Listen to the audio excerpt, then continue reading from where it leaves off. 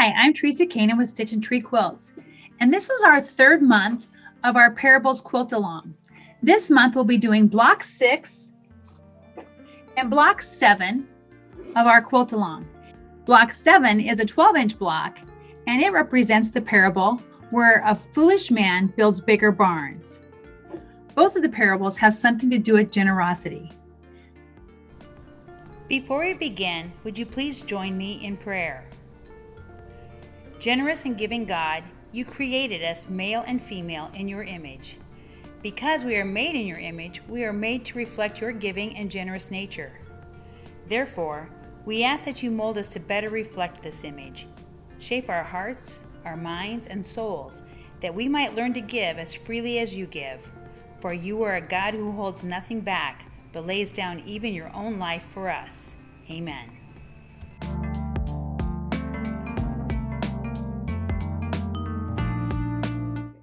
Let's take a look at the pattern.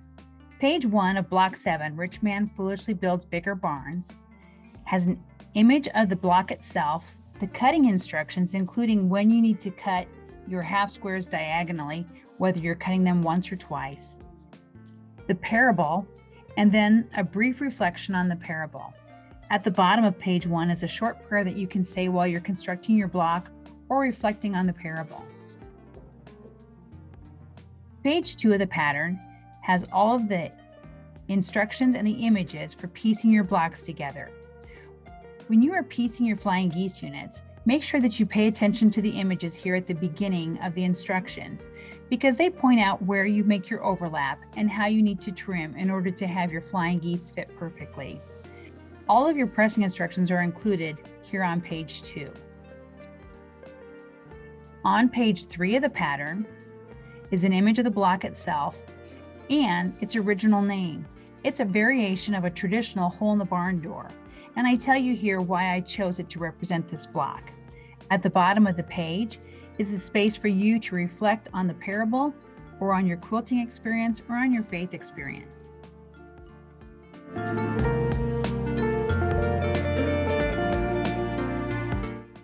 Let's take a look at fabric. On block 7, Rich Man Foolishly Builds Bigger Barns. It finishes as a 12-inch square block. There's one large piece here that finishes at 3 inches in the center. When selecting fabric for block 7, this is a block with some larger pieces, so you can choose a piece that has a larger scale print for the center and even for these half squares here, and you can choose a directional print. I would encourage you to avoid directional prints for your flying geese because that makes it more challenging. You can use directional prints for these pieces, but you have to make sure that you're making your cut so it goes with the direction of your fabric.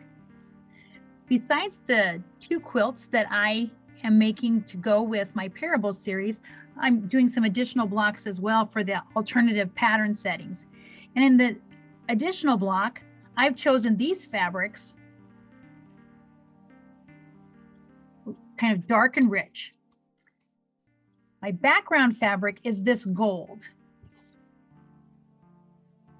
And I pull that from the feature fabric here, which is going to be in my center square, my star center. Now this will be a fabric that I'm going to choose to fussy cut, so I make sure I get the blocks exactly the way I want them. For my star points, I have this brick red.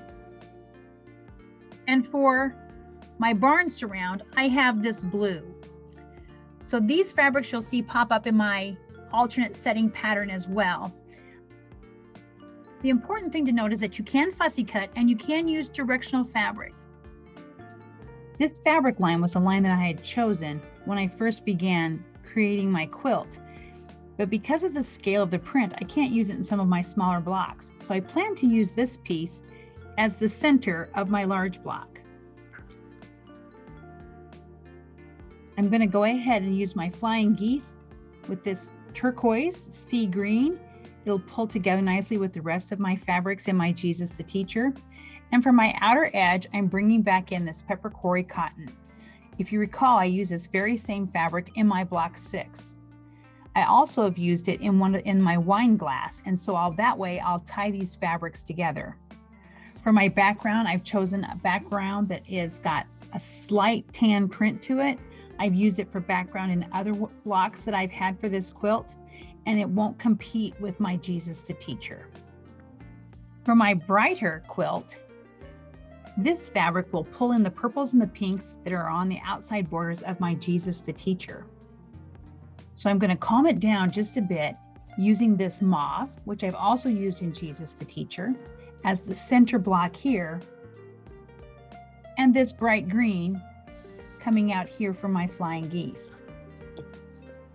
The background that I had chosen before, which was a yellow print on white, will serve well for this particular block as well. By using some of these fabrics from my Jesus the Teacher and from my other blocks, I'll tie all these blocks together.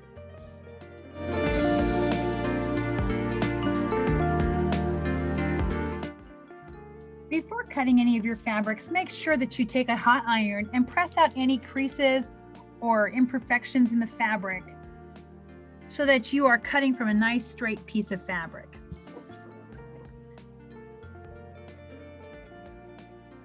And before I cut, I always remove my selvage first.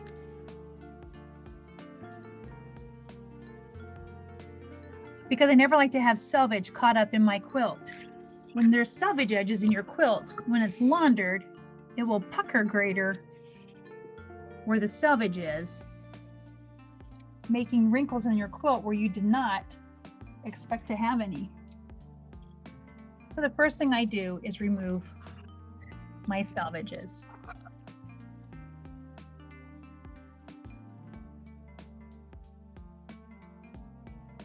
We're going to begin with the background cutting instructions, and you'll notice the background causes you to cut 2 3 7/8 inch squares, but we also need that for the barn surround. So I'm going to layer those two fabrics together, making it a little easier for me to make those cuts.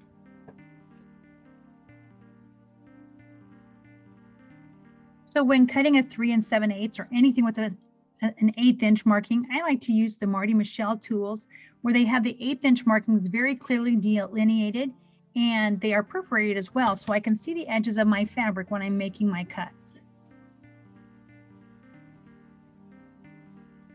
Now the pattern calls for this unit to be cut once diagonally, so I'll just turn it on its side and use my ruler from corner to corner to make that cut. From the background fabric, the pattern also calls for me to cut 1 4 1/4 inch square and to cut that in half diagonally twice.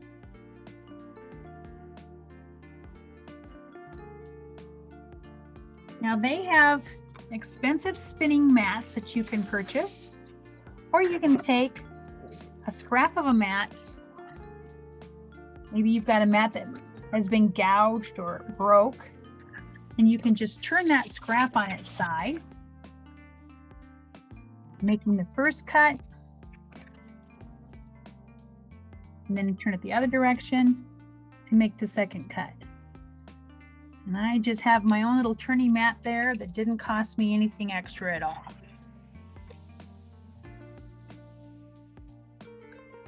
The pattern also calls for you to cut 4 1.5 by 6.5 inch rectangles, and you're going to need 8 1.5 by 6.5 inch rectangles of your barn surround.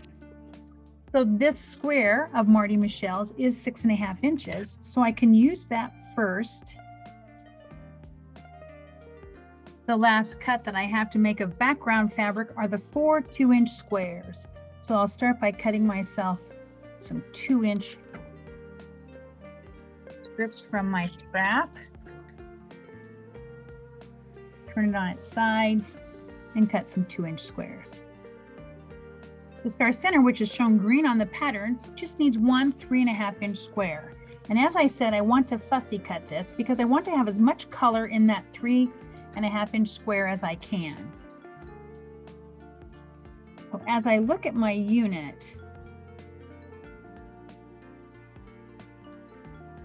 I think I'm going to go with this section right here.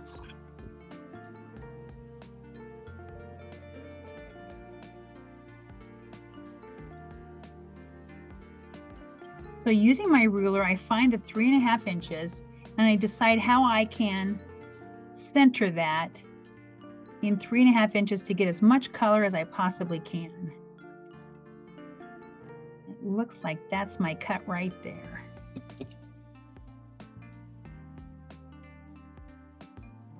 So there's my fussy cut. Again, it doesn't look real centered, but that's not the look I was going for. I was going for color, for a mass of color.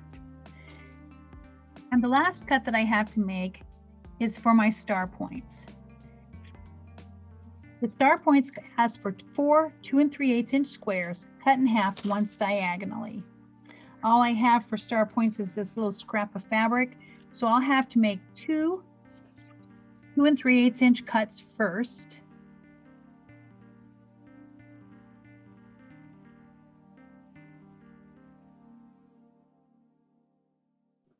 Just as I have done with the other block units, I like to take this small scrap of a mat and I like to lay my unit out to make sure that I have all the pieces and I have them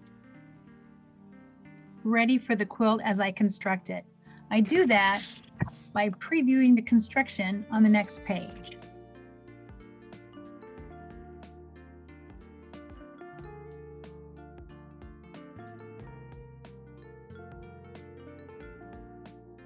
And there I have my full unit. I can see that all my pieces have a place. I have enough pieces cut to make the quilt block, and I'm ready to go ahead and move forward and sew.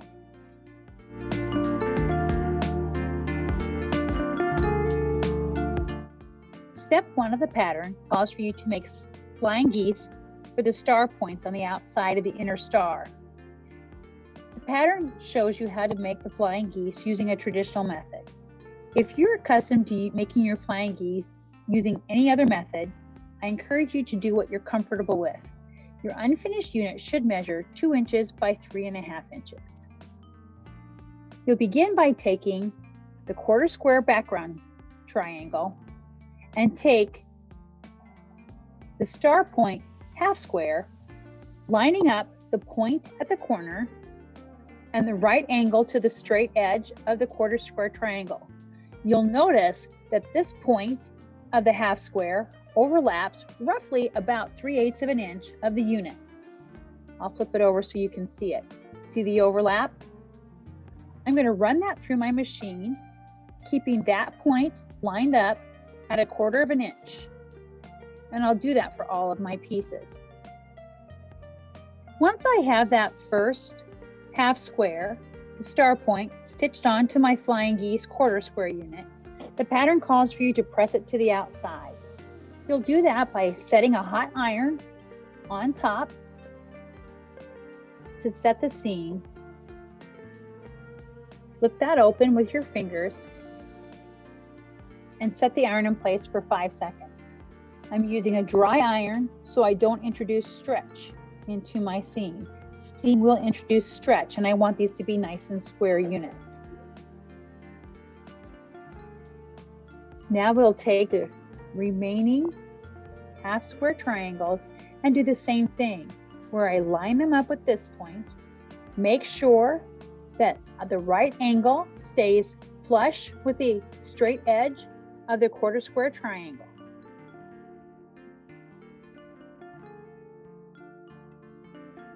And the top unit will overlap roughly 3/8 of an inch. I'll stitch that through my machine. I'll treat the right side of the flying geese the same as I did the left, setting the seam in place with a hot iron, and then pressing it for 5 seconds. The unfinished unit should measure 2 inches by 3.5 inches. So I use my ruler to measure and make sure that it measures what it says, what the pattern calls for. So I use my ruler to make sure that it measures what the pattern calls for, and then I trim those dog ears. I can do that using a rotary cutter and trim it that way, or just use my scissors and trim them off.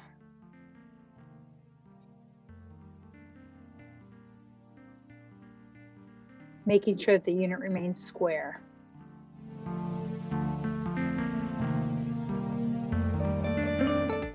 Step 2 of the pattern calls to take 2 flying geese units from step 1 and stitch them onto the sides of the center of the star unit.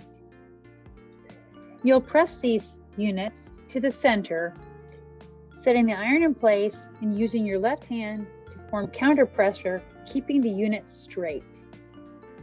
Hold the iron in place for 5 seconds.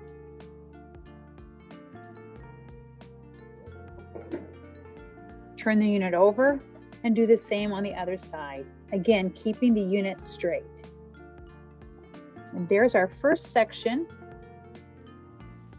Instruction number 2 that has the flying geese units on the sides. Now we'll add the top and the bottom.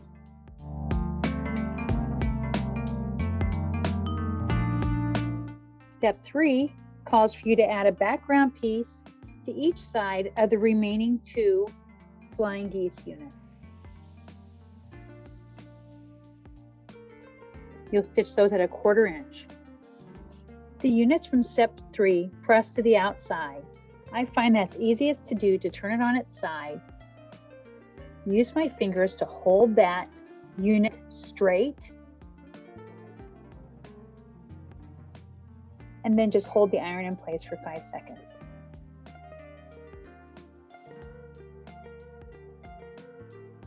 It's my job to make sure that this unit presses nice and straight and rectangular, as opposed to pressing a curve in the unit. You can see because of the way that the flying geese is pieced, it would like to press a curve in it, so it's my job to make sure that that doesn't happen.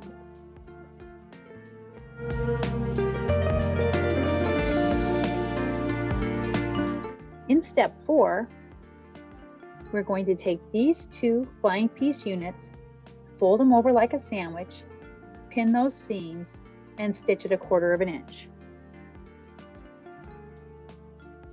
The pressing instructions in step 4 call for you to press these last 2 seams to the inside. You're doing that to reduce the bulk here on the flying geese units, but that will make it difficult at the tops of each one of these units. You may have to finger press them first to train the seams.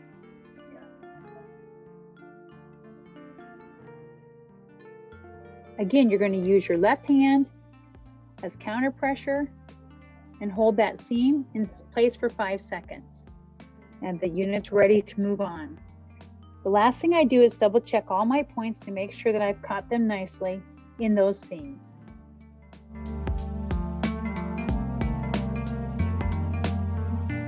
Step 5 of the pattern calls for you to take 2 of the outer border pieces and sandwich a background piece in the center, stitching a 1/4 inch and pressing that seam open. We'll talk in a moment about why we need to press that seam open. The unit from step 5 presses open. I know that normally it'd seem normal to press it to the outside, but later when we do our final pressing on the block, it will make sense as to why we need to press this seam open. So I start out by training my seams using just my fingers. Because those are both so close, I can set the iron on it and get both seams at the same time. Again, it's my responsibility to keep this unit straight. In step 5, the unfinished unit should measure 3 1/2 inches by 6 1/2 inches. Before you move on, measure to make sure that all 4 of your units meet this measurement.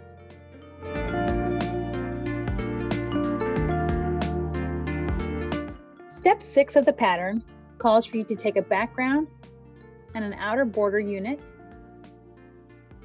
fold it over like a sandwich, and stitch it a 1/4 inch along that long diagonal edge. You'll press this seam open as well.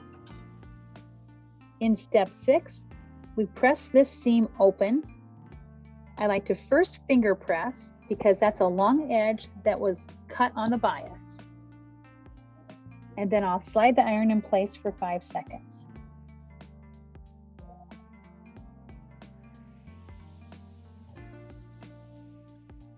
There are dog ears to trim to make the unit square.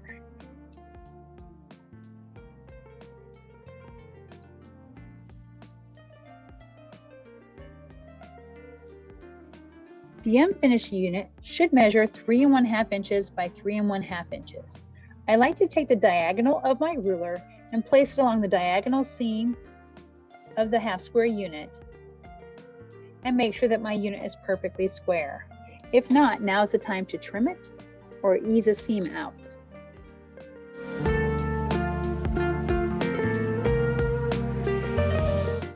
In step 7, we take 2 of the units from step 5 and stitch them to the sides of the star unit from step 4. We'll press that seam to the outside. In step 7, we press the unit to the outside, again applying counter pressure with my left hand to keep that seam nice and straight.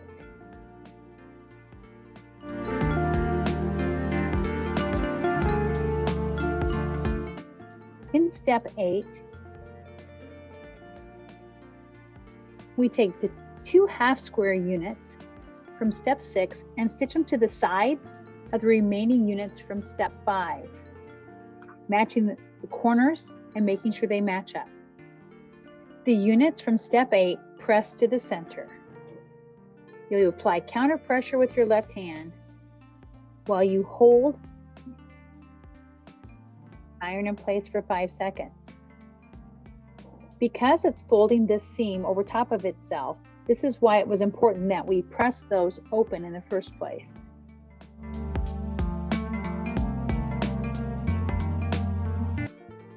Before we pin the unit from step 8 to the unit from step 7, we make sure that our fabrics are going the direction that they are supposed to and all looks good. We fold it over like a sandwich, nesting those seams and pinning those seams in place. In addition to nesting the seams, you may also want to pin the center of the unit. Step 9 calls for you to press these units to the outside. You'll do that first by setting the seam with a hot iron, then turn and press it to the outside, holding that seam again in place for 5 seconds.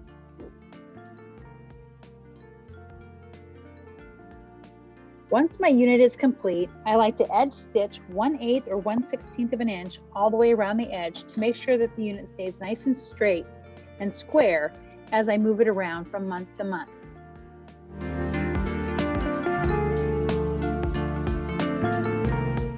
Now that I've finished block 7, you can see that I've introduced one new fabric into each of the colorways of the quilts that I'm doing, yet I maintain some of the fabrics that I've already used throughout the rest of the quilt.